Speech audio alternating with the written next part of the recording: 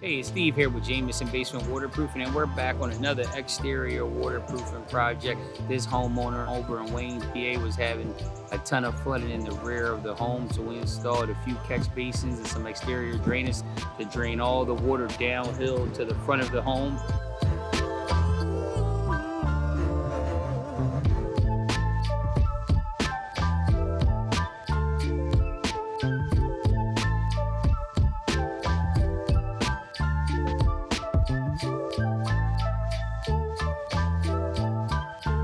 Now that the exterior waterproofing system is installed, this will prevent any puddling and pooling in the rear of the home and run everything towards the front downhill, and it'll flow freely away.